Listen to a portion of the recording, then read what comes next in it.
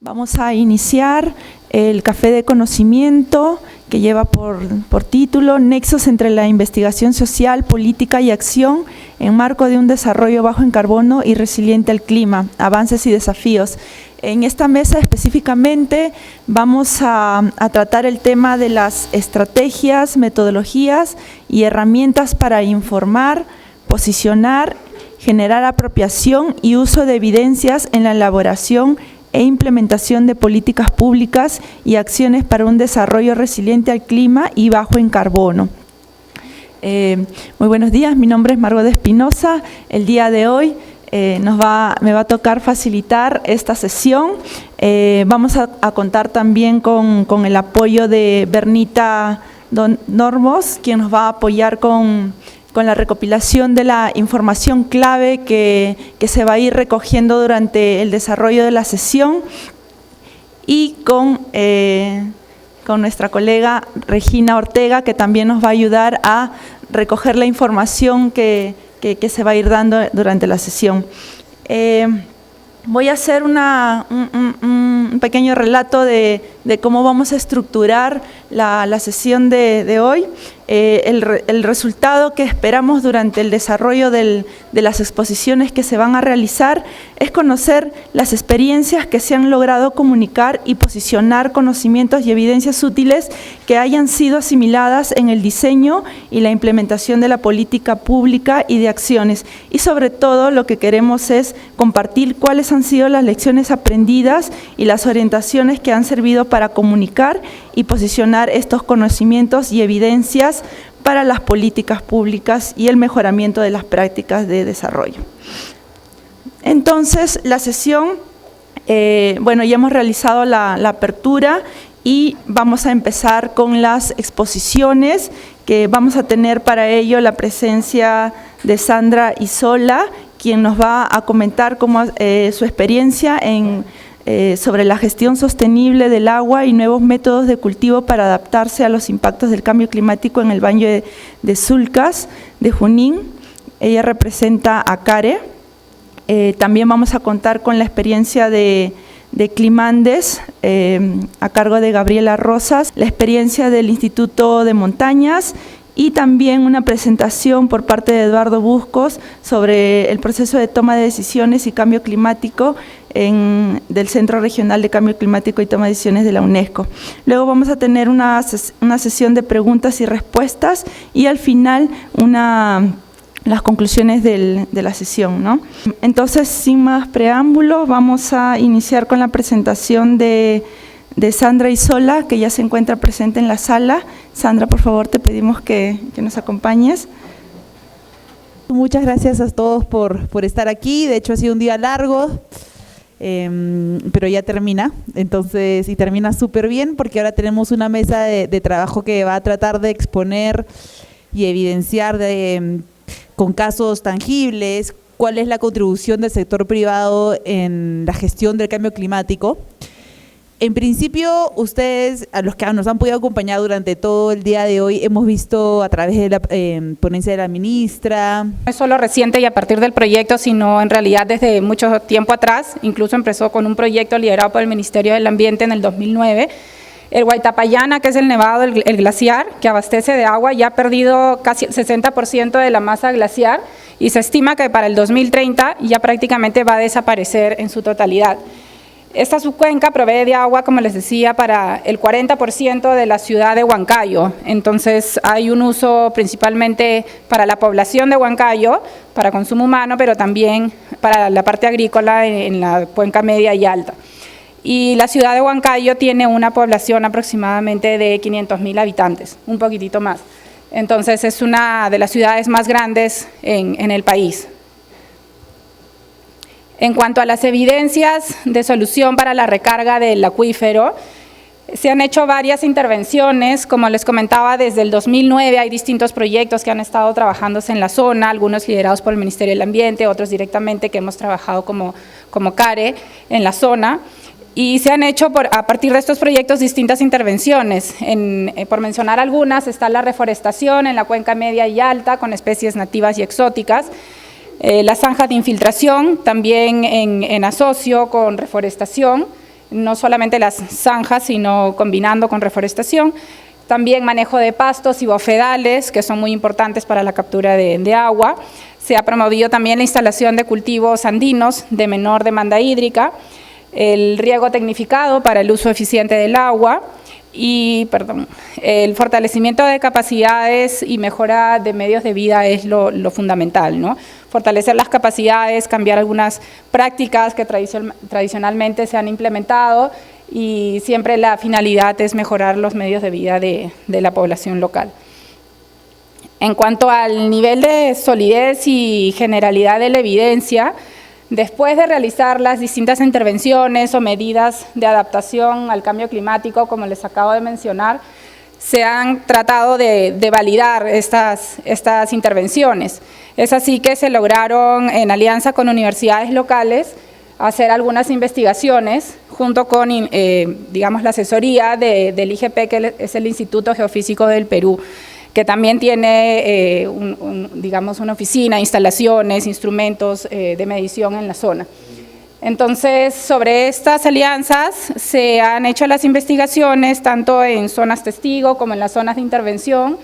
Se han tomado las muestras en distintas épocas de lluvia, de sequía, se ha procesado esta información y pues se tiene ya entre todas las intervenciones que entre los resultados, por ejemplo, el manejo de pastos, reforestación y zanjas asociadas con reforestación han sido unas de las más exitosas de todas las intervenciones. De hecho, solo estoy mostrando aquí una tabla con algo de los resultados, donde vemos que, por ejemplo, promover cultivos andinos como la papa nativa, que es la que aparece en la primera línea, en todas las fases de su desarrollo requiere una menor cantidad de agua en comparación con otros cultivos que tradicionalmente se manejaban en la zona, como la papa blanca o comercial, como le llaman allá, la zanahoria, la cebolla. Y lo mismo se ha hecho también, por ejemplo, para el caso de quinoa. De sus principales actividades y luego pasaremos a una ronda de preguntas y al final conclusiones. Y bienvenidos a todos. Comenzamos con poquita gente, pero veo que ya tenemos mucho quórum. Entonces yo invitaría a Giuseppe Segura a que nos comparta la experiencia de Agrobanco. Que fueron básicamente la Universidad del Centro y la Continental, con institutos de investigación que tienen muchos años ya trabajando en la zona y en distintas regiones con características similares en el país, los tesistas que han estado constantemente trabajando en el campo y por supuesto la población local que eran los beneficiarios directos, pero también los principales personajes, digamos, en la investigación, ¿no? Con todo su conocimiento local.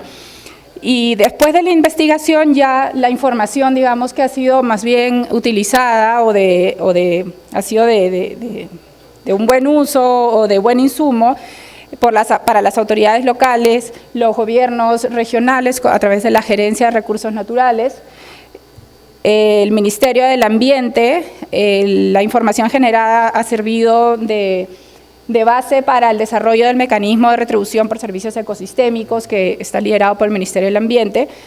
El Ministerio de Agricultura, porque a través de estas alianzas con el Ministerio de Agricultura, por ejemplo, con los programas que tienen el programa de subsectorial de irrigación o con agrorural, se han hecho las intervenciones que ya les he mencionado de zanjas de infiltración, de reforestación en la zona. Obviamente con la Autoridad Nacional del Agua, a través de la Autoridad Administrativa y la Autoridad Local del Agua, con la EPS, que es la empresa prestadora de servicio de agua en Huancayo, la SUNAS y las organizaciones o instituciones aliadas. Solo estoy mencionando algunas, probablemente me olvide de otras, pero en realidad ha sido un trabajo conjunto entre muchas organizaciones que están presentes en la zona.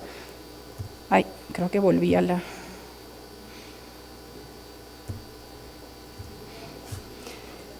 En cuanto al público, decisores, objetivo de la evidencia y el propósito a comunicar, a partir de la ley del mecanismo de retribución de servicios ecosistémicos que promueve, regula y lo supervisa, como les decía, liderado por el Ministerio del Ambiente, se ha trabajado muchísimo con la información de base, con la investigación, en desarrollar un esquema para la región Junín y específicamente para la cuenca del Chulcas. El gobierno regional de Junín ha sido quien ha liderado este proceso a nivel regional, con mucho apoyo e involucramiento de parte de la SUNAS. La SEDAM Huancayo, que es la empresa prestadora de servicios, ha participado también, obviamente el Ministerio del Ambiente, La comunidad de Acopalca de manera específica, aunque hay muchas comunidades en la cuenca, pero particularmente se ha iniciado con Acopalca por un acuerdo entre todos los actores, porque es aquí donde están las tomas de agua para la ciudad de Huancayo, de la empresa. Y obviamente con la población pues tienen un rol fundamental, sobre todo en el consumo de agua, ¿no?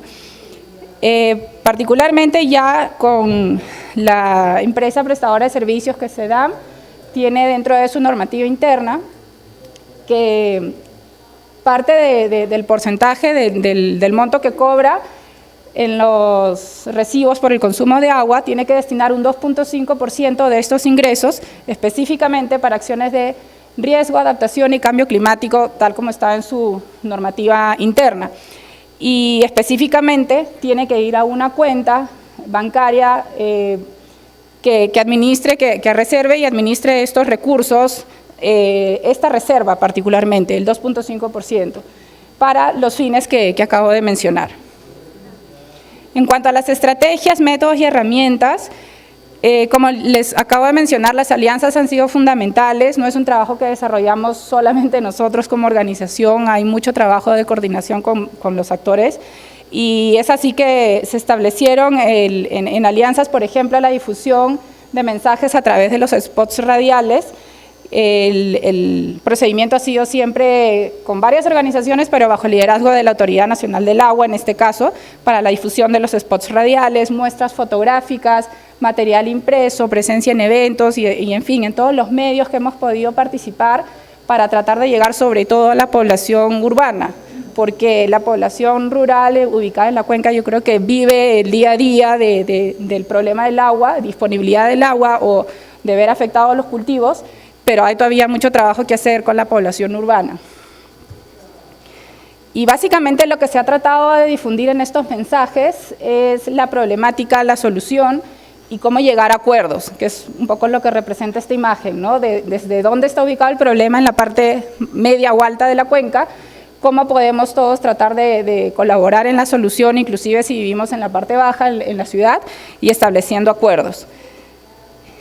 Y este es un poco el esquema del mecanismo, de cómo ha sido utilizada la evidencia de las investigaciones o de las intervenciones, de las medidas de adaptación que se han venido implementando a lo largo de la cuenca. En la parte alta de la laguna, que es la que abastece de agua a partir del glaciar, los servicios ecosistémicos, que básicamente es para abastecimiento de agua en la ciudad y también en los cultivos locales, y pues a partir de todo este flujo que podemos ver cómo se define y establece el mecanismo. En el 2014, después de que se dio la ley, se estableció un comité impulsor que tiene un plan de trabajo elaborado y se viene implementando, a partir del cual se han priorizado acciones directas e indirectas para la intervención en la subcuenca. Principalmente dentro de este plan de trabajo lo que se ha priorizado entre todos los actores es la recuperación y manejo de pastos naturales. Por eso es que se está poniendo particular énfasis en este tema. Y es así que se ha desarrollado un proyecto de inversión pública o PIB verde, más conocido como el PIB verde, para poder implementar este mecanismo. Y acabo. Con la comunidad de Acopalca, que ya les expliqué por qué ha sido seleccionada esta comunidad. Ya se tiene aprobado el PIB, el nombre lo tienen ahí al frente, recuperación del servicio ecosistémico, la laguna Huacrocochas, particularmente de donde viene el servicio o la provisión de agua, y actualmente se encuentra en proceso de evaluación para su implementación. Y ya con este slide termino, de lecciones aprendidas, ha sido fundamental el liderazgo de la autoridad local, el gobierno regional de Junín, en este caso, que ha impulsado el mecanismo. Es muy importante que todos los actores puedan comprender de qué se trata o cómo funciona el mecanismo de retribución por servicios ecosistémicos, desde el rol que tiene cada uno de los actores. El liderazgo también y el involucramiento de la SUNAS ha sido fundamental como regulador del servicio de agua y saneamiento. La comprensión e involucramiento también de la EPS, que es la prestadora de servicio a nivel local. La comunidad, que ha sido fundamental y muy activa en la participación del proceso. Las investigaciones que nos han permitido validar toda la información que se ha generado y ha servido de base para diseñar el mecanismo. Y la sensibilización, como les comentaba, no solo de la población rural, sino también de la población urbana, que es la que realmente se ve más afectada con cortes de agua constantes. Muchísimas gracias.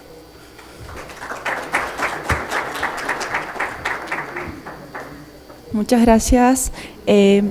Gabriela Rosas, ¿llegó? Ah, ya. Un favor, ¿puedes por favor pasar adelante? Ella nos va a comentar sobre el proyecto Climandes. Muy buenos días, muchas gracias a Interclima por la invitación. Bueno, yo quiero presentarles aquí el proyecto, la experiencia del proyecto Climandes, proyecto que se ha dado gracias a la cooperación suiza. Las plantaciones propias con 68 hectáreas de cultivo, fuente de ingreso alternativo, el financiamiento es a 8 años, ¿no? El cliente… Climas relativos justamente a zonas de altitud y que de alguna manera eso nos ha permitido unir esfuerzos para mejorar aspectos sobre servicios climáticos. El caso de los servicios climáticos se da en un marco que la OMM, la Organización Mundial de Meteorología, viene promoviendo para lograr que los proveedores de servicios de información climática realmente aterricen con información que necesitan los usuarios. Se entiende que no solo en nuestro país, sino en muchos países del mundo, los proveedores de este tipo de información se presenta una gran brecha entre lo que los proveedores entregan y lo que espera que se utilice, frente a lo que realmente viene siendo utilizado para toma de decisiones. En ese sentido, nosotros en esa línea identificamos también que existen grandes brechas en relación a diferentes usuarios en diferentes niveles de gobierno o decisión que no están realmente aprovechando la información que se está entregando por diferentes motivos, y que de alguna manera nosotros a través del proyecto Climandes estamos tratando de cerrar esas brechas.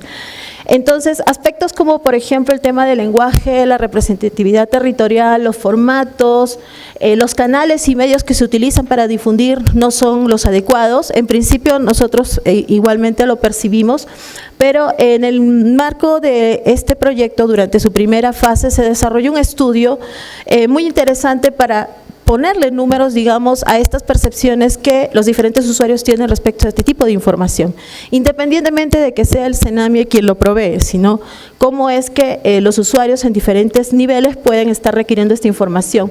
El trabajo se hizo prácticamente en el caso de Junín y Cusco como áreas priorizadas, y un dato interesante es que, por ejemplo, en relación a los que toman decisiones a nivel de autoridades regionales, en el caso de Junín 58% considera que es información que utiliza en su proceso de decisión, y en el caso de Cusco 79%. Es interesante entender, digamos, cómo a nivel de regiones andinas la percepción respecto al uso de información puede ser tan diferenciado en dos regiones que aparentemente tienen casi, por decirlo, similares actividades prioritarias, como es la parte del sector agricultura. El tema del acceso y valor a la información producida, entonces, es un poco el aspecto que quiere tocar el proyecto. Respecto a las evidencias, bueno, durante este proceso hemos procurado recoger justamente estas percepciones y utilizarlas, planteando medios o mecanismos que puedan ayudar a cerrar estas brechas, ¿no? Entonces, se ha mejorado algunos canales de comunicación, el tipo de información también se ha mejorado a nivel de los boletines, y bueno, se percibe entonces en ese sentido una mayor valoración sobre este tipo de información. ¿Cómo se identificó, digamos, estos resultados en el marco de este estudio?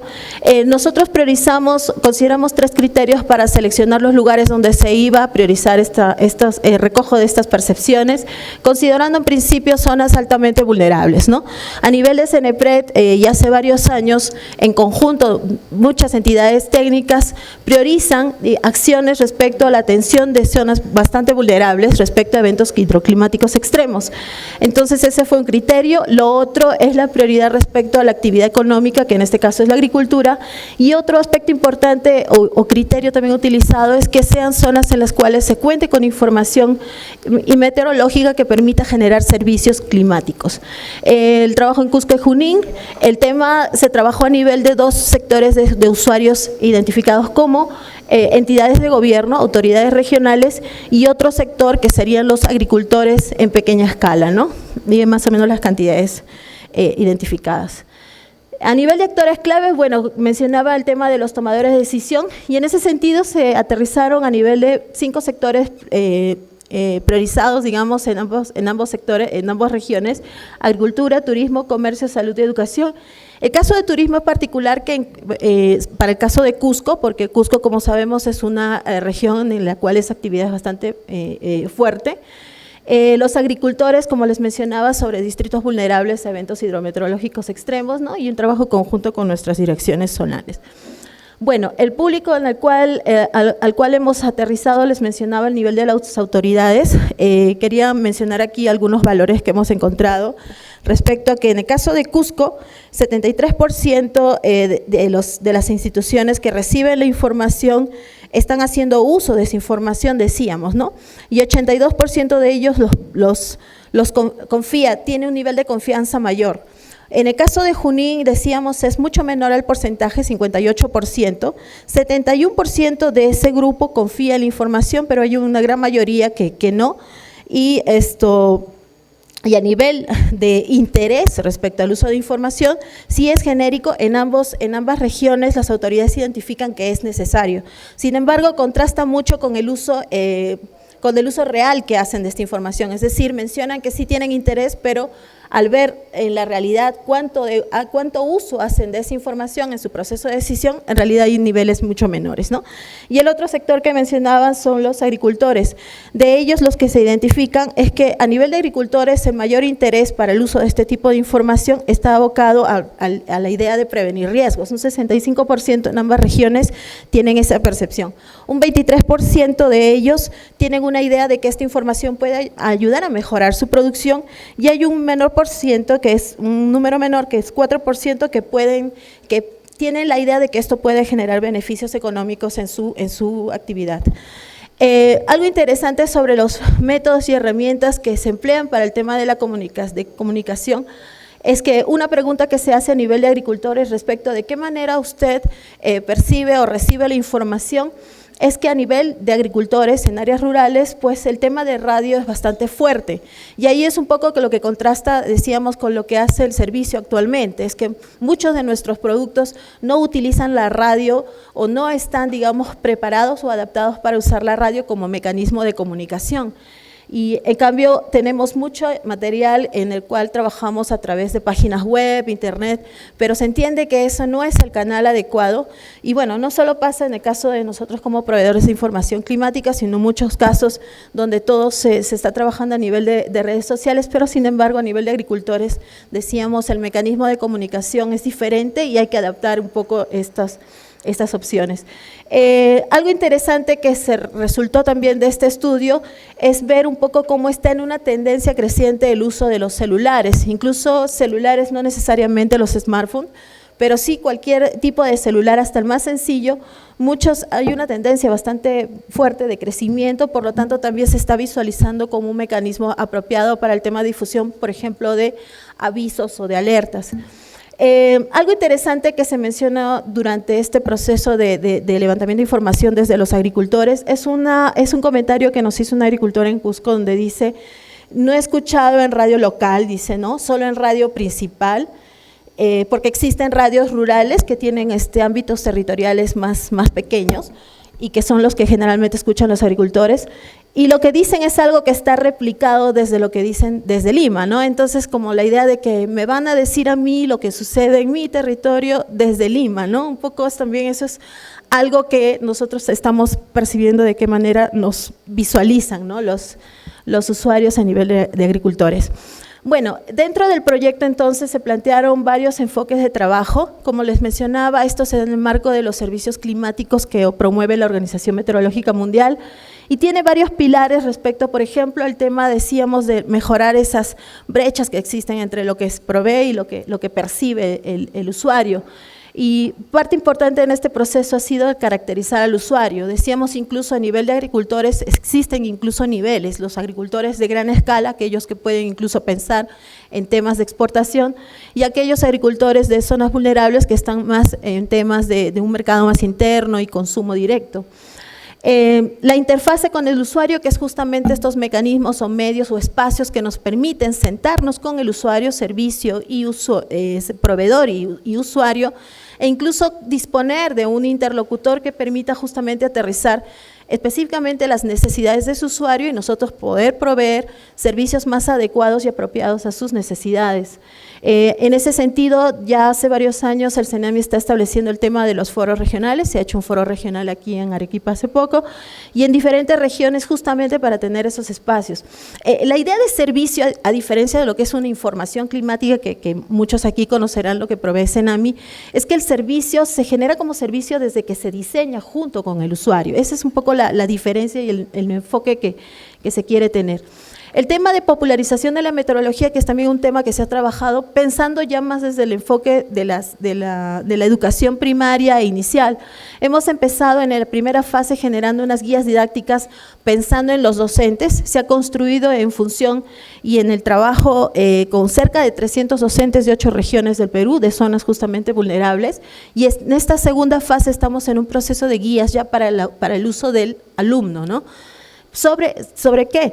Sobre el tema de introducir todos los conceptos de meteorología, pero usando el lenguaje propio que usan las comunidades, ¿no? Esa relación que existe justamente de lo técnico que puede ser con cómo lo conoce, por ejemplo, el tema de las estrellas, la luna, las constelaciones y cómo lo interpreta, digamos, el niño en la inicial o en primaria y en secundaria.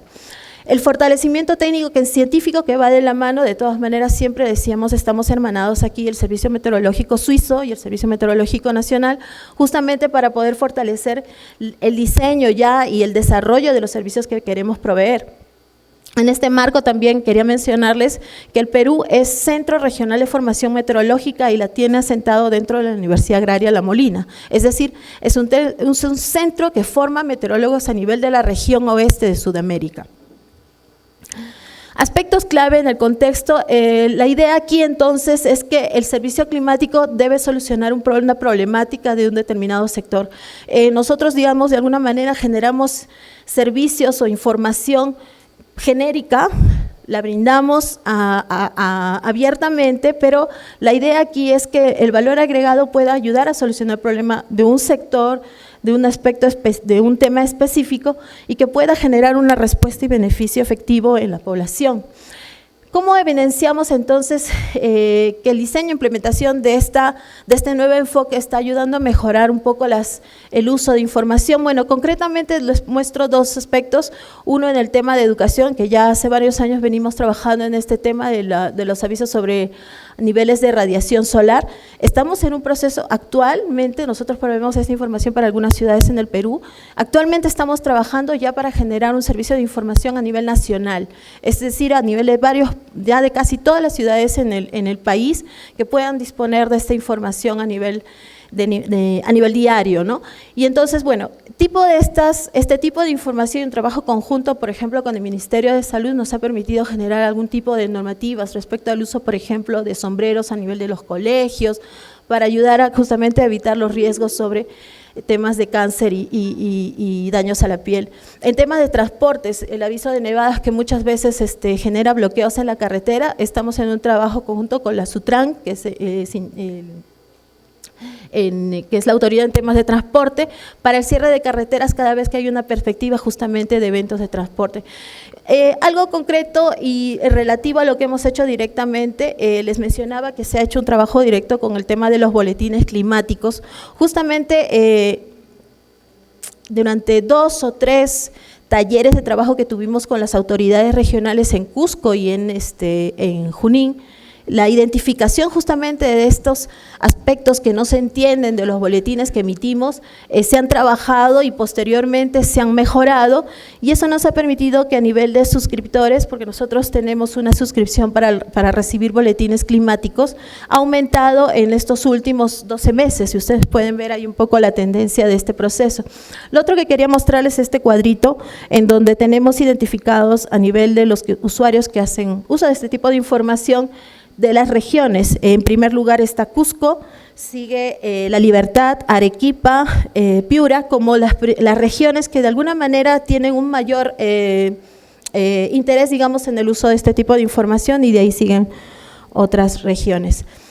Lecciones aprendidas durante este proceso, bueno, estamos, como les decía, en una primera fase desarrollada, disculpen, ya termino, una primera fase y estamos empezando una segunda fase, es que el tema de generar capacidades en los tomadores de decisión va por el hecho también de que ellos identifiquen qué importante y qué provechoso puede ser incorporar esta información, y claro, hay un proceso ahí de capacitación, yo diría de feedback, no solamente de parte del usuario, sino nuestro también, de entender de mejor manera las necesidades de cada usuario.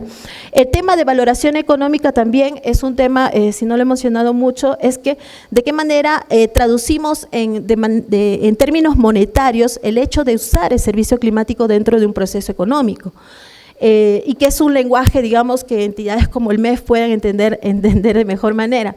El tema de equipos multidisciplinarios, el tema de estrechar, de mejorar el tema de brechas a nivel de comunidades rurales, por ejemplo, implica para nosotros, que somos una entidad técnica, poder aliarnos con otros especialistas más del aspecto social, que nos permita tener cercanía, credibilidad y efectividad en la provisión de información.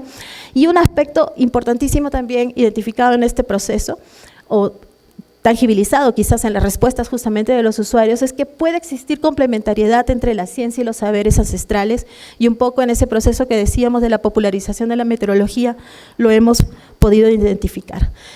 Muchas gracias. Muchas gracias, Gabriela, muy interesante la información que nos comenta sobre su experiencia. Les quería comentar que en sus mesas se encuentran unos papelitos donde pueden ir formulando algunas preguntas que tuvieran de interés de los expositores.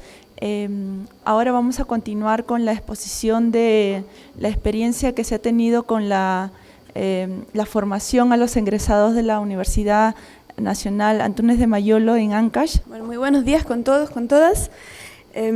Muchas gracias Interclima por la invitación. Bueno, la experiencia que vengo a presentarles es bueno, un modelo que en el Instituto de Montaña se ideó bajo el marco del proyecto de aseguramiento hídrico, asegurando el agua y la vida en los medios de montaña del Instituto de Montaña, ¿no? Trabajamos en el marco local del departamento de Ancash, estamos situados en Huaraz. Y la problemática que identificamos dentro de este proyecto, que es bastante amplio, la pasantía es solo una pequeña parte de este proyecto, ha sido un poquito lo que comentaban las anteriores compañeras, ¿no? La dificultad, la dispersión y a veces la falta de calidad en la información científica para tomar decisiones en el ámbito de la adaptación al cambio climático, ¿no? Hemos encontrado dificultades para el acceso a la información y eso hace que se restrinja muchas veces el nivel de investigación y que se puedan hacer una toma de decisiones de calidad, ¿no? Las evidencias que hemos producido ha sido a través de los egresados de la Universidad Nacional Santiago Antúnez de Mayolo, ¿no?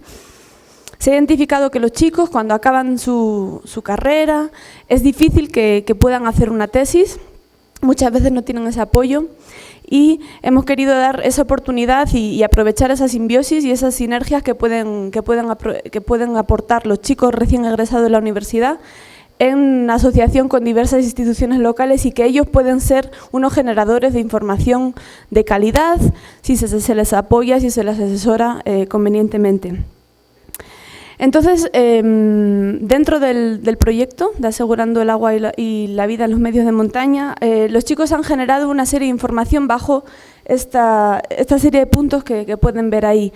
Cantidad, calidad e información de agua y estudios de oferta y demanda hídrica, inventario de infraestructuras de riego, caracterización agrológica de suelos, diagnósticos socioeconómicos, caracterizaciones ecológicas, estudio de coberturas vegetales, evaluación del peligro glaciar, que bueno, es un tema bastante vigente en la región andina, ¿no?, tropical, y sistematización de datos meteorológicos, ¿no? Un poco la base de este pequeño experimento con los chicos ha sido que los conocimientos y la experiencia social, ¿no?, y los conocimientos tradicionales unidos con la ciencia y con la toma de decisiones pueden generar un conocimiento adaptativo, en este caso al cambio climático, ¿no?, que asegure que integra las percepciones locales, las percepciones sociales, la equidad social y también que responda a las necesidades ambientales y a este, bueno, y en este punto en que nos estamos encontrando de cambio climático, ¿no? Entonces, algún ejemplo que han generado los estudios de los chicos han sido el grado de peligrosidad preliminar de las lagunas glaciares, de toda la Cordillera Blanca. Saben que, bueno, con el deshielo el volumen de las lagunas aumenta y con ello el peligro de aluviones, ¿no?, que en Huaraz ya hemos sufrido anteriormente. Otro ejemplo sería una caracterización y mapeo de fuentes de agua y bofedales en cuencas altas, o un mapeo de manantiales y análisis y monitoreo de la calidad y cantidad de agua en un valle determinado de Ancash, ¿no?, en el valle de Conchucos. Entonces, ¿quiénes fueron los actores claves que han participado en este programa? En primer lugar, los egresados y egresadas de la UNASAM. Hemos querido conformar equipos multidisciplinares formados por ingenieros ambientales, agrícolas, civiles, agrónomos, economistas y ahorita también en el último periodo informáticos y sistemas, ¿no? El Instituto de Montaña y las 3 comunidades en las que venimos trabajando con más potencia, que es la Mancomunidad Tres Cuencas, la Mancomunidad Huarac y la Mancomunidad Río Yanamayo. ¿Quiénes más han sido actores claves? La UNASAM, sobre todo mediante el Centro de Investigación Ambiental para el Desarrollo, el CIAD, que es un laboratorio de meteorología muy potente que está ubicado en la UNASAM. La Universidad de Texas, que han sido nuestros asesores técnicos, sobre todo en el tema de riesgo glaciar, y el Instituto Nacional de Investigación de Glaciares y Ecosistemas de Montaña, que es el INAIGEN, que recientemente, hace un añito, se ha instalado en Huaraz, ¿no?, como un organismo público de investigación en estos temas. Y bueno, y por supuesto las comunidades que no están aquí, pero que se sobreentiende que son los principales beneficiarios, ¿no?, de la política y de la toma de decisiones. Entonces, bueno, esto es un proyecto chiquito y humilde que tiene que luchar por la difusión, ¿no? Se genera mucho conocimiento, pero muchas veces, como decía la compañera de Senami, no se expresa en el lenguaje adecuado ni llega a quien tiene que llegar. Entonces, fundamentalmente, la difusión de la información se ha hecho en las mancomunidades y en las municipalidades y comunidades destinos del proyecto, en las instituciones gubernamentales, en la universidad, abarcando la comunidad científica, ¿no? Se ha trabajado con las oficinas de desarrollo económico de las municipalidades, se ha trabajado con diferentes ONGs, con la UNASAM y con entidades privadas para poner a disposición esa información generada por los chicos para poder quizá integrarse luego en proyectos PIPS, en proyectos de desarrollo un poquito más a largo plazo, ¿no? ¿Cómo se ha recabado la información y cómo se ha trabajado? Bueno, en el Instituto de Montaña trabajamos directamente con las comunidades, poniendo en alza todos los saberes locales y mediante procesos participativos, ¿no? Entonces se han hecho talleres participativos con comunidades e instituciones, se ha recolectado mucho trabajo de campo, se ha socializado en radio, en televisión, en publicaciones, y se ha dado capacitaciones. Durante todo el proceso de la pasantía, desde que los chicos comienzan a trabajar con nosotros durante 7 meses, que dura esta pasantía, reciben capacitaciones en todo lo que nosotros consideramos necesario para ellos, ¿no? En investigación científica, en meteorología y climatología y variabilidad climática, en la evaluación del peligro glaciar, en estadística, en ecología. Es decir, los chicos generan información, pero también queremos que haya un feedback y que se capaciten, ¿no? Que puedan trabajar en una institución como el Instituto de Montaña y que también sean asesorados por INAIGEN, por la Universidad de Texas, por el gobierno regional. Es decir, es un proceso bastante global, holístico y una buena oportunidad para los recién egresados, ¿no? Cómo también difundimos estos resultados y este conocimiento a través de una plataforma virtual, que está ahí la dirección, está basada en un software libre, sistematiza todos los resultados de los estudios. A los chicos le proporciona un aprendizaje virtual, está basada en la plataforma Moodle, conocimiento web. Y queremos que sea una construcción colectiva de conocimiento, es decir, en mi caso yo, que soy la asesora principal de los chicos, me puedo comunicar con ellos a través de la plataforma, puedo dejarles avisos y todo el material que se genera se cuelga ahí. Esto es una oportunidad para luego difundir al gobierno regional y a otras instituciones que esté todo allí concentrado y que se pueda interaccionar a través de esta plataforma. Y bueno, bajo la pregunta de aspectos claves que pueden influir en la receptividad de los decisores. Bueno, hay partes buenas y hay partes un poco menos buenas, ¿no? Los retos que tenemos en Ancash, pero que creo que también se hace extensivo a muchos más departamentos, es que existe un bajo nivel de organización e inestabilidad en las instituciones locales y regionales, ¿no? Hay políticas que comienzan, pero se va la persona y ya no continúan, ¿no? Como hemos dicho, se ha identificado una alta dispersión y un bajo acceso a la información ambiental, muy poca difusión del conocimiento, en lenguajes poco entendibles, poca incorporación del conocimiento científico a la toma de decisiones a nivel regional, a nivel local, y una desconexión de la UNASAM o de la universidad local en el ámbito de la toma de decisiones regionales, ¿no? La universidad está acá, los tomadores de decisiones están acá y muchas veces no hay esa comunicación necesaria y ese feedback necesario para generar conocimiento científico y toma de decisiones. ¿Qué oportunidades tenemos en Ancash, no?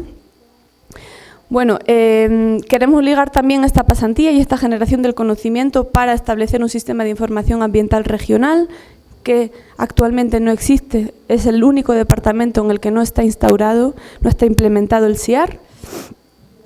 ¿Qué más oportunidades? La edición de folletos divulgativos para las comunidades, para la universidad y la generación práctica e información para nuestro proyecto de agua segura. Entonces, bueno, un punto bien resaltable que ha tenido esta pasantía es que se ha ligado al PIP, que ha organizado el Instituto de Montaña, que es identificación, formulación y evaluación de PIPs en etapa de perfil, incorporando la gestión de riesgo en un contexto de cambio climático. Ha sido un diplomado, perdona que antes he dicho PIP, ha sido un diplomado organizado con el MEF, en el cual los chicos han estado generando información base y líneas base en las comunidades para apoyar estos PIPs que recientemente muchos de ellos están ya aprobados por el MEF. Entonces, bueno, acá tienen algún ejemplo de los PIPs que han sido ligados a estas pasantías y que recientemente se están implementando en la región Ancash. Mejoramiento y ampliamiento de sistemas de agua, recuperación de sistemas de bofedales en las cabeceras de los ríos, ligado también a un proyecto de siembra y cosecha de agua, creación del servicio de agua de riego en pequeños sectores, recuperación de sistemas de pajonales o recuperación de sistemas de bofedales ligados a la laguna Conocoche, ¿no? que es en la cuenca alta del río Santa. Entonces, bueno, esto creo que ha sido un reto para nosotros, pero también un gran logro, ¿no? Que estos chicos recién egresados hayan podido crear esa información base que luego se va y que se está convirtiendo en perfiles PIPs verdes, ¿no? Para las comunidades. Lecciones aprendidas. Bueno, sabemos que la gente que salimos, ¿no? de la universidad, tarde o temprano necesitamos una oportunidad y creo que este proyecto o que esta experiencia se la está dando, ¿no? Integrándolos en instituciones y que puedan generar información de calidad y que se vea traducido inmediatamente en acciones de desarrollo en sus comunidades. Otra lección es que los saberes tradicionales y actuales se combinan perfectamente para crear experiencias de adaptación al cambio climático, que la colaboración interinstitucional es completamente necesaria, la creación de equipos multidisciplinares, que la UNASAM en concreto necesita procesos de fortalecimiento, de capacitación y de renovación también de sus conocimientos, que la información científica y ambiental debe estar disponible y debe ser transparente, y que se crearon, ¿no?, espacios de diálogo entre comunidades, instituciones y estudiantes, en los que nos hemos escuchado todos un poquito las necesidades y los retos que queremos afrontar, y se creó ahí un espacio de diálogo importante en el que las comunidades también se sintieron implicadas y envueltas en la toma de decisiones de su propia comunidad, ¿no?, y de su propio futuro. Es decir,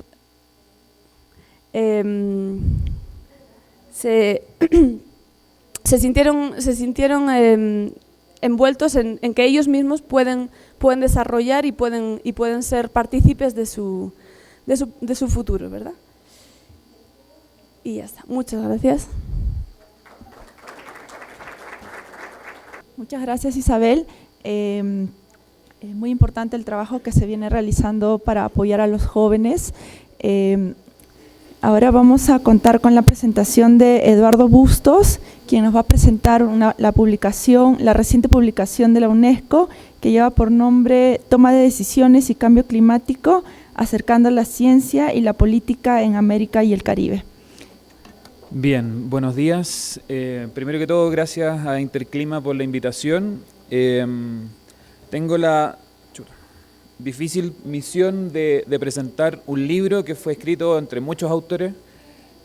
Yo soy uno de ellos, investigador del Centro de Cambio Global de la Universidad Católica en Chile, y además formo parte de este Centro Regional de Cambio Climático y Toma de Decisiones liderado por UNESCO. Entonces voy a hacer una pequeña revisión de este centro, unas slides, vamos a revisar de qué se trata todo este libro y los distintos capítulos, para después algunas conclusiones y un paneo general. Este Centro Regional de Cambio Climático y Toma de Decisiones nace allá por el 2012. Es una iniciativa que nació gracias a los aportes de UNESCO y Fundación Avina, y lo que busca, logró aglutinar hasta esta fecha 12 instituciones de 5 países: Brasil, Argentina, Uruguay, Paraguay y Chile. Y lo que busca fundamentalmente es aglutinar y acercar lo que es la producción científica de la región, o la ciencia en general, al proceso de toma de decisiones en América Latina. Generar conocimiento, generar indicadores, generar mecanismos que puedan acercar y facilitar esta vinculación entre el conocimiento científico y la toma de decisiones y la política. Dentro de las acciones de este centro, en el pasado mes de agosto se publicó este libro, que fue coordinado por Daniel Ryan del Instituto Tecnológico de Buenos Aires y Denise Golfinkiel de UNESCO, Uruguay, el cual tiene 4 capítulos y 10 autores. Las temáticas que se tratan en este libro es primero una revisión científica, una revisión de la publicación científica relacionada al cambio climático y toma de decisiones en América Latina y cómo se construye ese cuerpo de conocimiento. ¿Cuáles son los desafíos ya desde una visión del proceso respecto al diálogo ciencia-política? Una revisión del proceso de toma de decisiones y las particularidades que tiene cambio climático dentro de este proceso. Y finalmente una primera aproximación de la caracterización de quiénes son los tomadores de decisiones en América Latina, a partir de una muestra que si bien no es exhaustiva ni estadísticamente significativa, pero da primeras luces de qué están pensando y cuáles son las necesidades y las características que tienen los distintos grupos de tomadores de decisiones en Latinoamérica. El capítulo 1, titulado ¿Qué sabemos sobre cambio climático y toma de decisiones en América Latina?, fue coordinado por Daniel Ryan y una colega del Instituto Tecnológico de Buenos Aires. Y como les comentaba, lo que hace es una revisión sistemática de literatura científica publicada en revistas con referato o revisión por pares. Esto usando los sistemas de búsqueda de Web of Science o Cielo, que son matrices de publicación científica de la región, básicamente buscando cómo se está publicando respecto a cambio climático y toma de decisiones en Latinoamérica.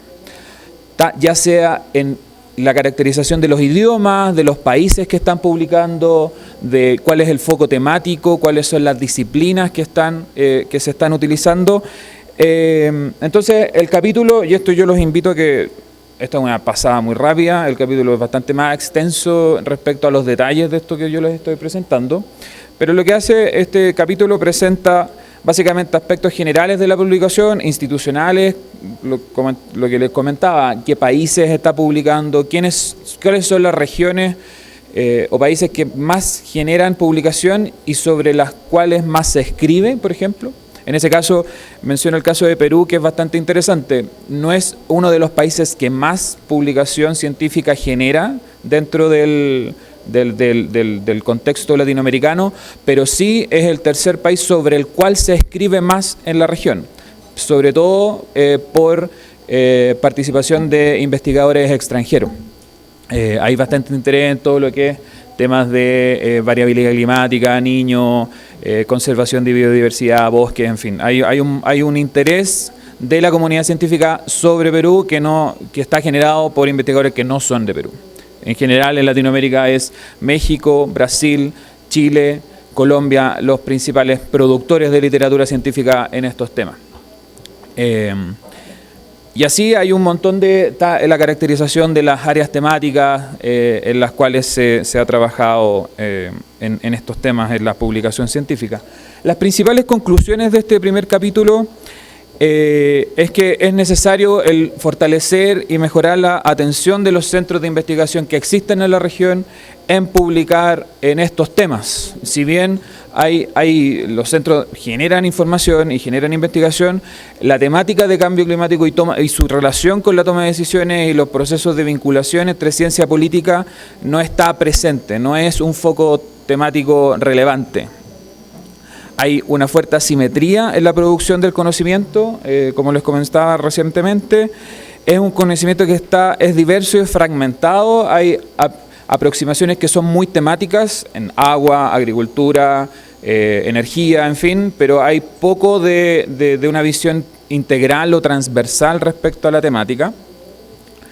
Eso es el penúltimo punto.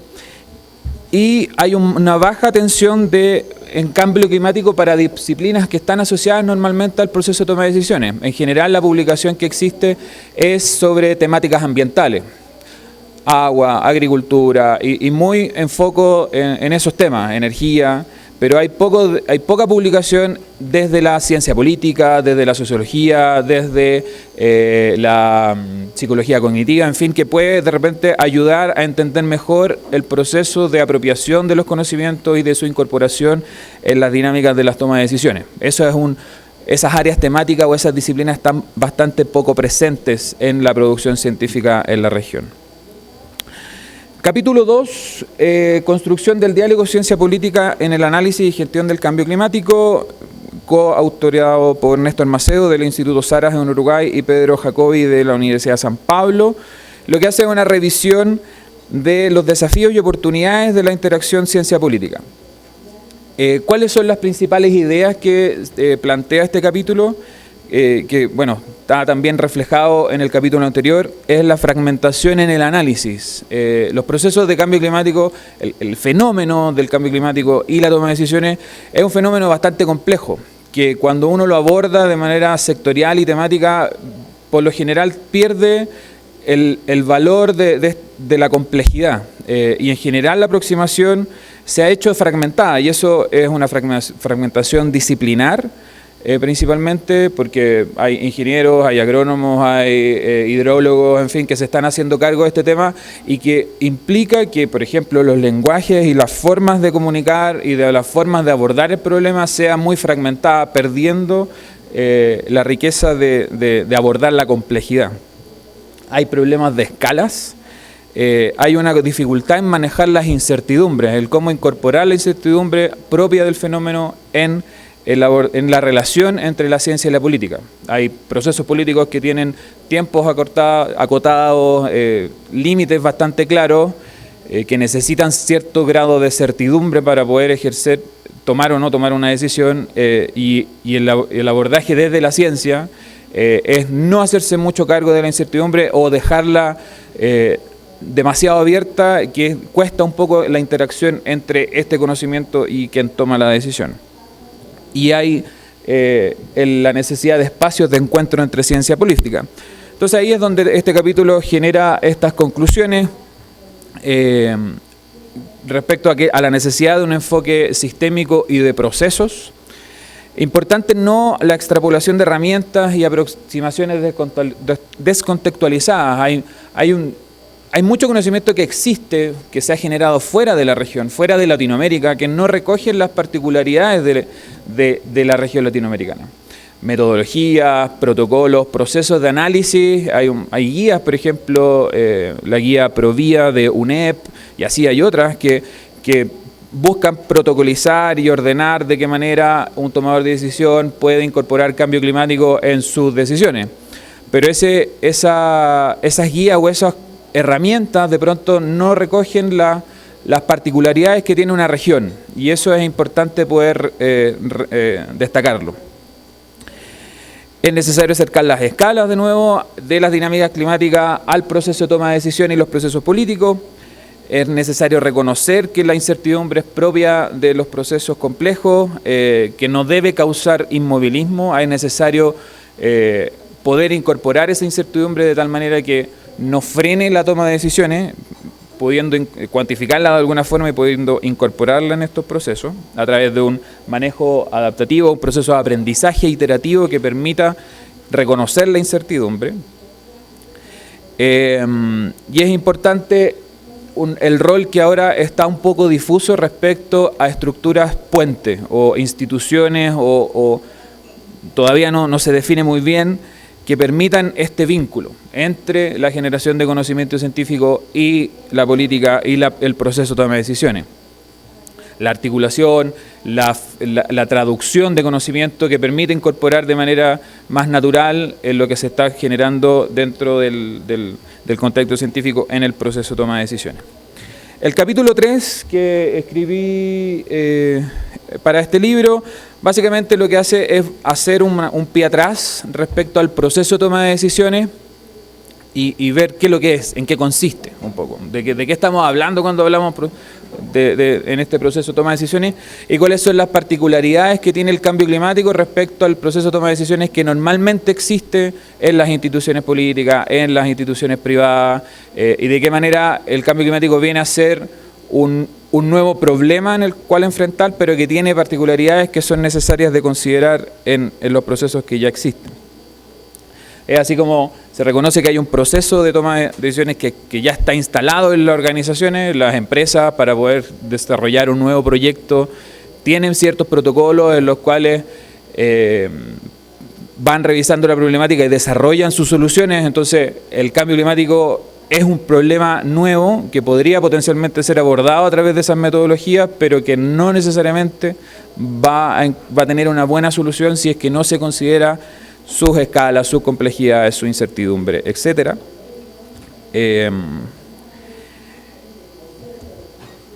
Bueno, a ver, acá.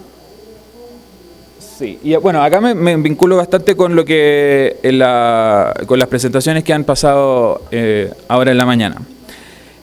Es necesario acercar el conocimiento que se está generando para el tomador de decisión, generar conocimiento útil a través del diseño de soluciones que permitan acercar estas dos áreas. El proceso de toma de decisiones es un marco de referencia para afrontar los desafíos de cambio climático. Es importante analizar, eso es bastante importante. No siempre todas las personas o todas las actividades o todas las instituciones tienen que adaptarse a cambio climático. Hay escalas de decisión que son más cortas y que responden más a variabilidad climática que a cambio climático. Es importante poder analizar eso.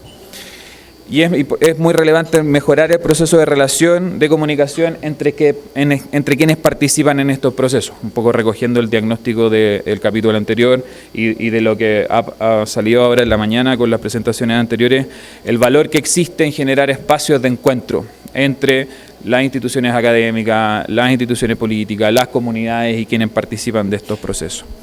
Y el capítulo final, desafíos y expectativas para la construcción regional de herramientas para la toma de decisiones sobre cambio climático, es un equipo de la Fundación Getúlio Vargas de Brasil que se dedica que tiene un foco principalmente en derecho, pero que busca y que tiene bastante internalizado el trabajo con distintos actores.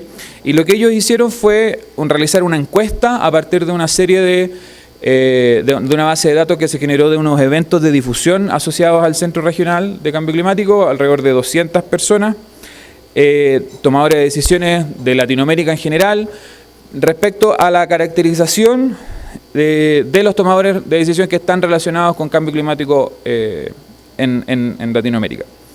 Es una foto, es una primera levantamiento, una primera idea de qué es lo que están pensando y cuáles son sus intereses o necesidades respecto a la vinculación entre la producción académica y el proceso de cambio climático.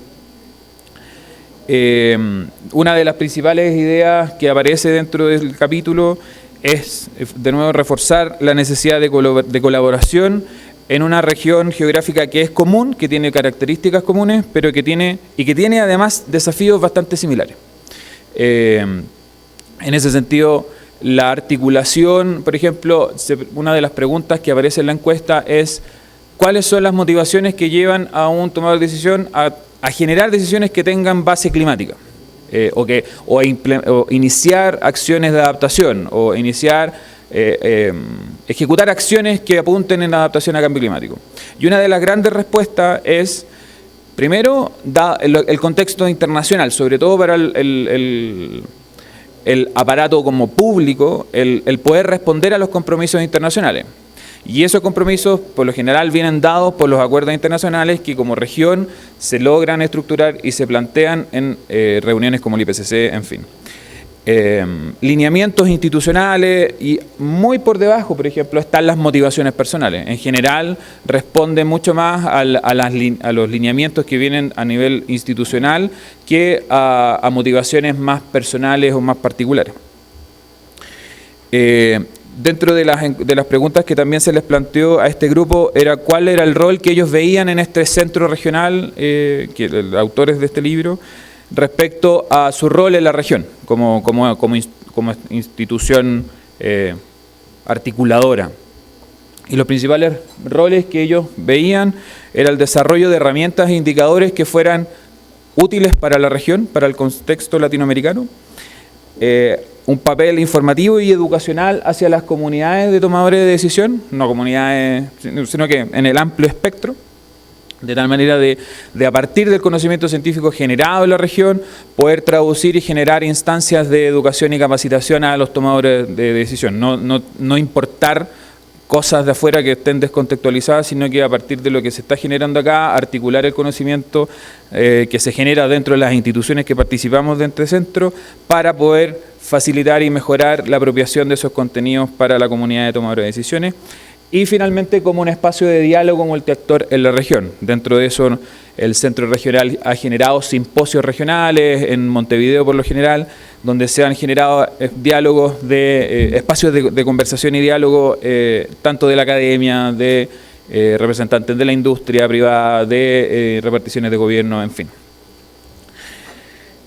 Como cierre, este capítulo lo que trató o intentó hacer un poco es aproximarse al proceso de toma de decisiones en un contexto de cambio climático a través de esta relación entre lo que se está generando en la ciencia, las características de los tomadores de decisiones, el proceso y las dificultades que genera, que existen en esa relación y cómo cambio climático se viene a posicionar como un elemento que es perturbador de una situación que normalmente ya está instalada y que existe dentro de este contexto. Y lo importante acá, es una articulación del texto de lo que acabo de decir, pero básicamente lo más relevante es que lo que busca es que sea desde y para Latinoamérica. Dentro de las necesidades que aparecen dentro del capítulo 1, por ejemplo, es la escasez de literatura en español, la escasez de estudios que aborden estos temas en la región. Hay mucho generado afuera, perspectivas que son foráneas a estos procesos, pero es importante poder recabar y recopilar y sistematizar el conocimiento que ya existe en la región. Muchas gracias. Muchas gracias, Eduardo. Ya estamos terminando la sesión, así que por favor voy a invitar a todos los ponentes a pasar a la mesa. Sandra Isola, Gabriela Rosas, Isabel Menéndez y Eduardo, por favor, nos acompañan a la mesa. Me han alcanzado 2 preguntas.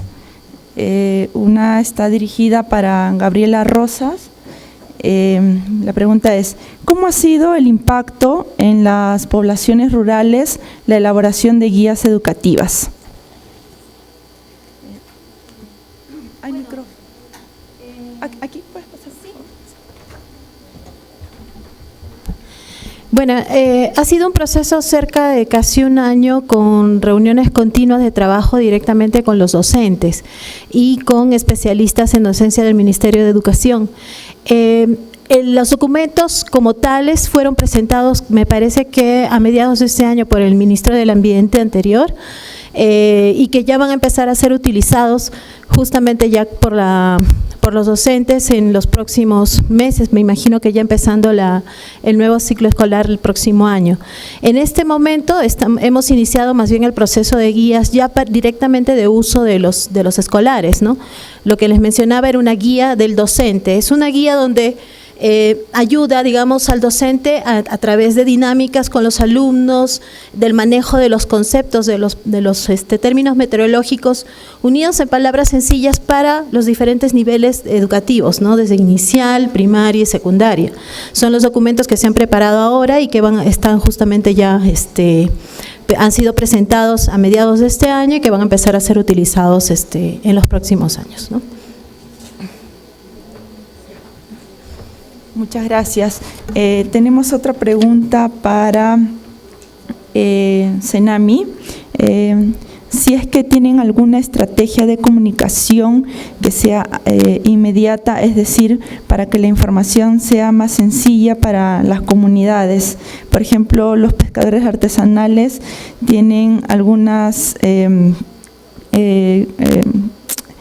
se quejan que la información no es sencilla ni oportuna.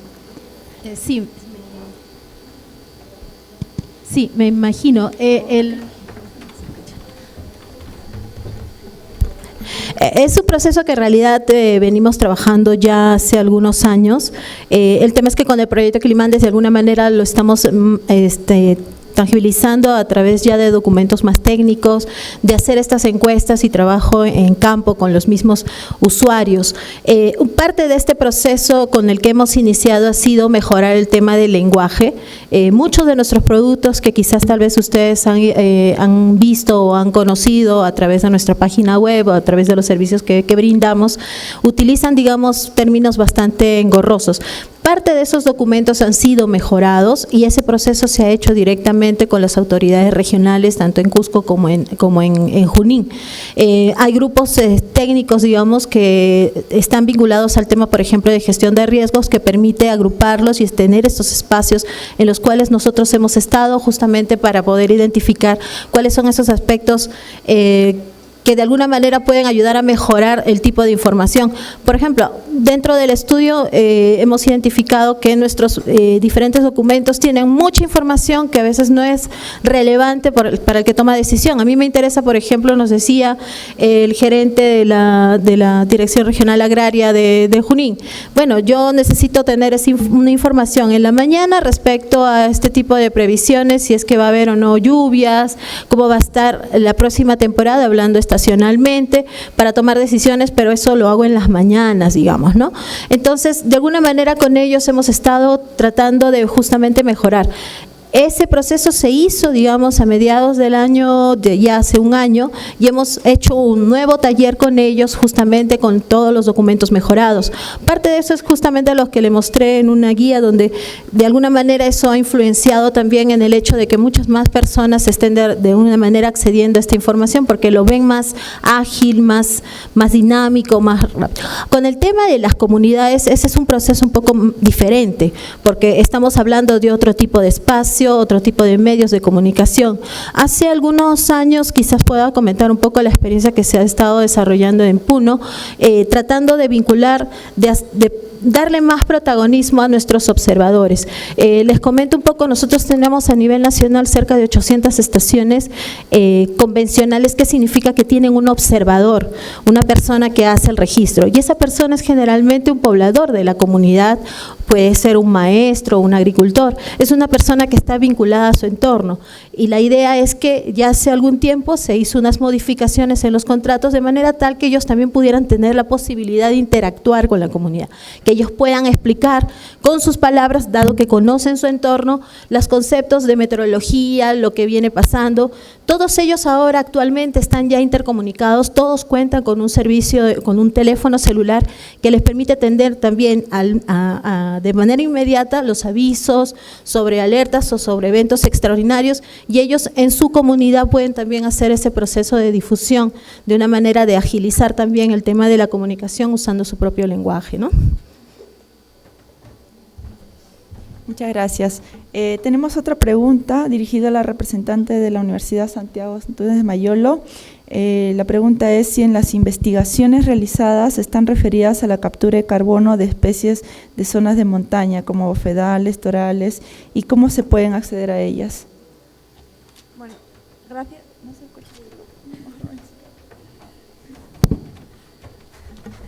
Ya, bueno, en primer lugar aclarar, yo soy representante del Instituto de Montaña, pero trabajamos conjuntamente con la UNASAM, ¿no?, que es la universidad regional.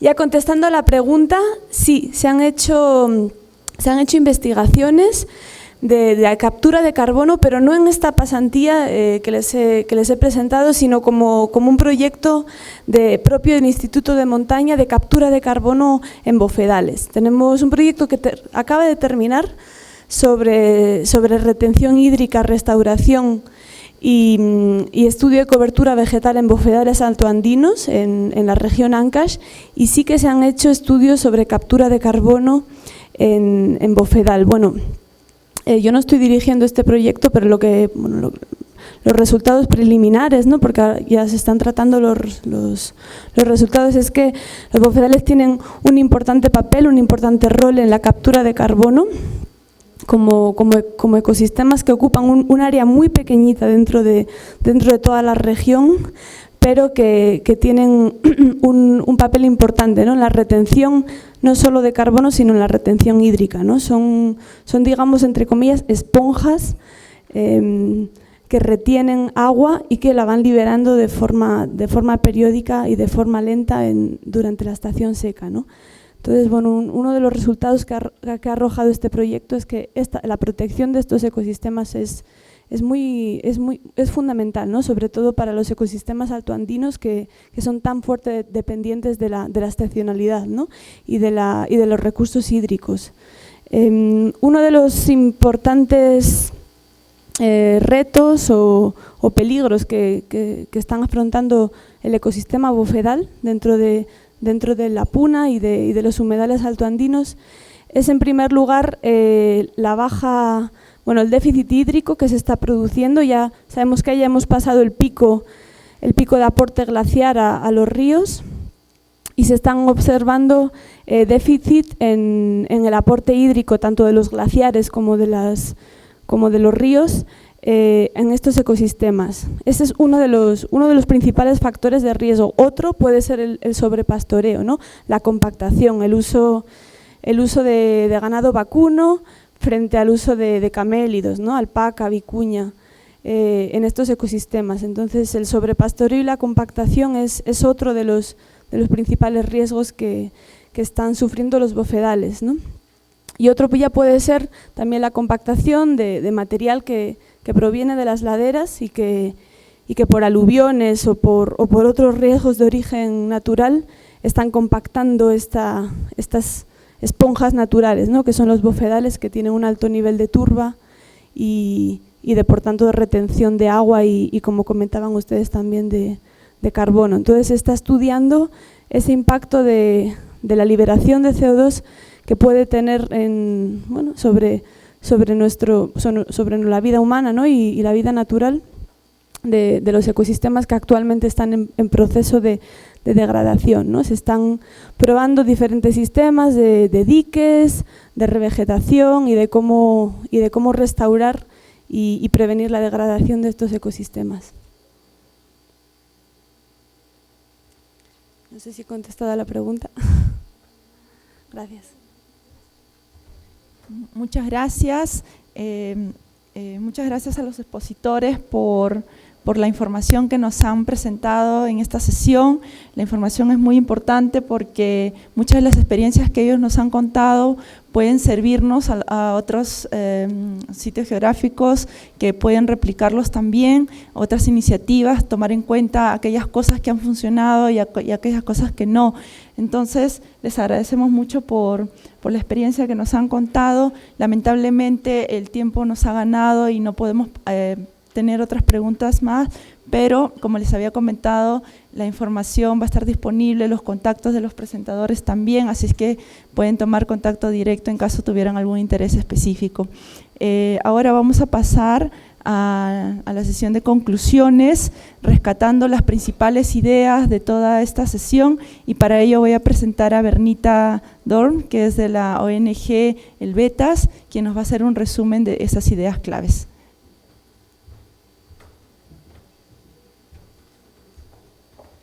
Muchas gracias, Margot, y más que todo muchas gracias a los panelistas que esta mañana no solamente nos han dado de un rico cafecito aquí, pero también de pensar, ¿no?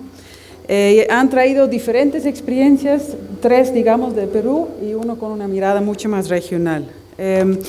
Quizás resumiendo las principales conclusiones que quizás podemos sacar de eso, los he dividido en 4 bloques. El primero es los logros de estos casos en vincular investigación con política y acción, que es un poco la temática central de este café de conocimiento. Luego, que es el enfoque especial de nuestra mesa, el segundo tema son estrategias, metodologías que los casos han utilizado. El tercero es todavía enfatizar cómo específicamente la evidencia o la información, que más que todo en los 3 casos más de terreno, ha sido utilizado para la toma de decisiones y finalmente resaltar algunas lecciones aprendidas de forma común, ¿no? Entonces, los logros de los 4 casos.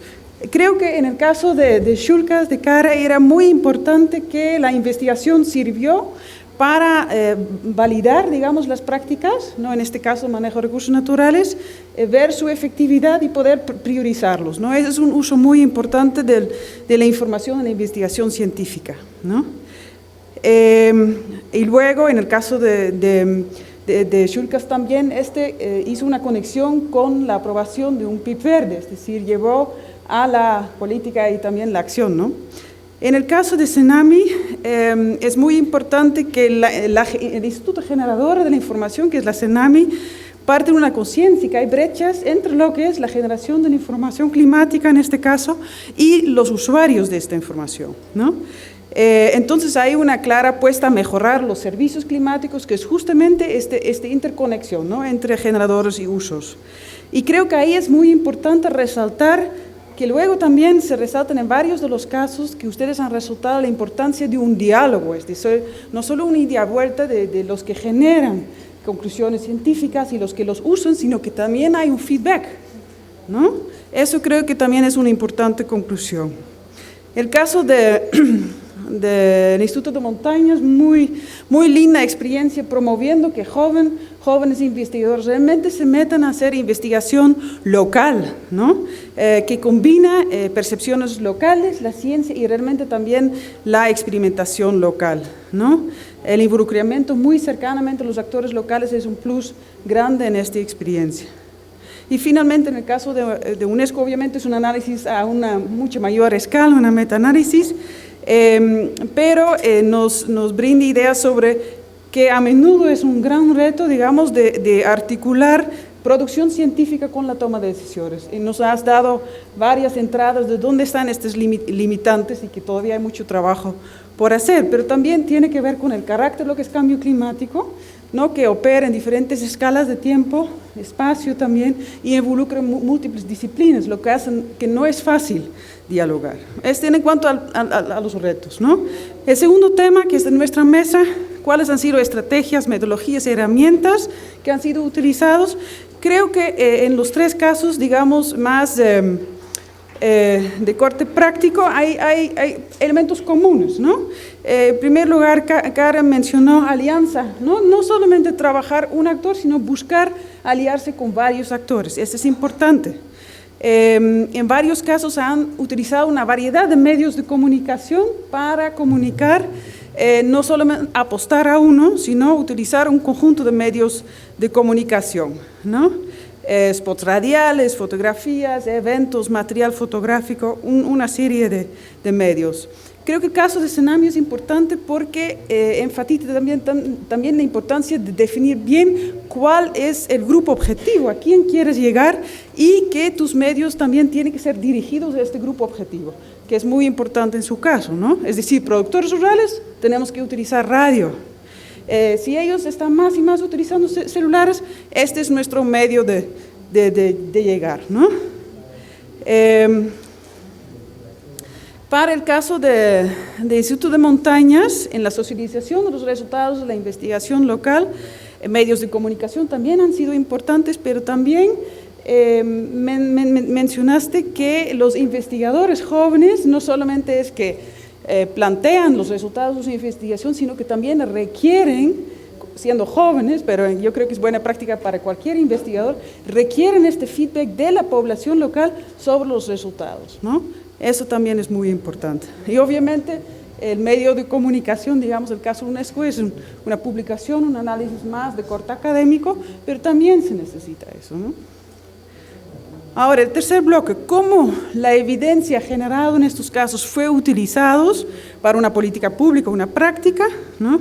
En el caso de Karen es bien claro, la dirección era queremos crear sensibilización sobre la disponibilidad de agua en nuestra cuenca, orientado a poner en marcha un esquema de un mecanismo de servicios de compensación por servicios ecosistémicos hídricos, ¿no?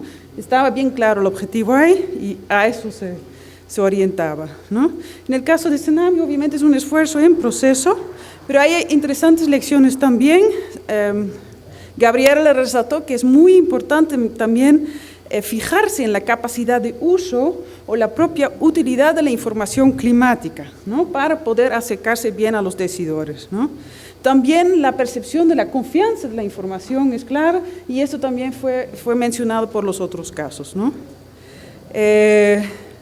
El caso de Instituto de Montaña también resaltó que el uso de información, lamentablemente, y creo que compartimos todo todavía, tiene varios limitantes que debemos que enfrentar, ¿no? Mencionó específicamente la desconexión de la universidad, la poca difusión que todavía los científicos dan a sus resultados y otra vez el hecho de que no hay feedback, no hay un diálogo, ¿no? También creo que es muy importante en este caso que los jóvenes investigadores han utilizado la información, levantado una investigación de campo para formulación de PIPs verdes en el marco del diplomado. Esa es una clara línea, digamos, con lo que es formulación o financiamiento hacia la acción, ¿no es cierto? Y finalmente, el último bloque de lecciones aprendidas o orientaciones que nos dejan estos 4 casos. Creo que en el caso de CAR, la importancia de que autoridades locales, regionales tengan el liderazgo en estos procesos, que se utiliza información científica que es de confianza, que es confiable para poder sensibilizar a la población, en este caso urbano.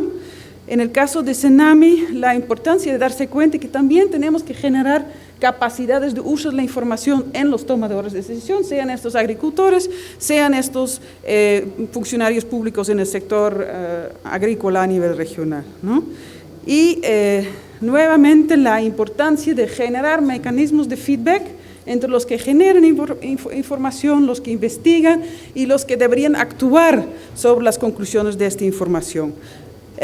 También resaltó, igual que en el caso de Mountain Institute, la complementariedad que hay entre lo que es información climática, en este caso, de corte científico, académico, técnico, con lo que son los saberes ancestrales localmente vigentes de observaciones del clima.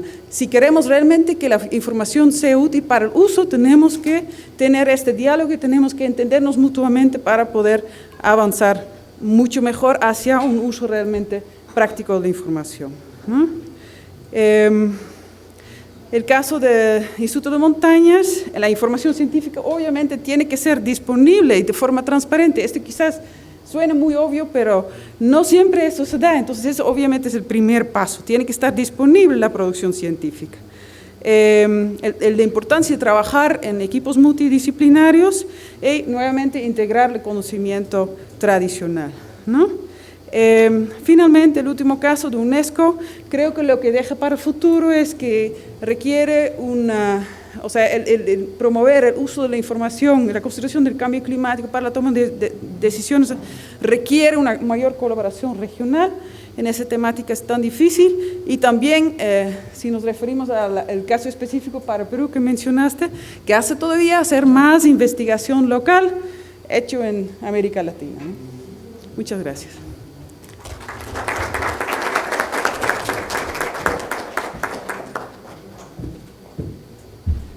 Bueno, muchas gracias. Entonces esta sería la parte final de la sesión. Les pido un fuerte aplauso para nuestros exponentes. Muy importante la información que nos han dado. Antes de terminar, les quisiera invitar, por favor, a que nos acompañen en la plenaria que se va a realizar sobre los desafíos de la gobernanza ambiental para la implementación de las contribuciones nacionales, que va a estar a cargo de la ministra del Ambiente. Muchas gracias por su participación.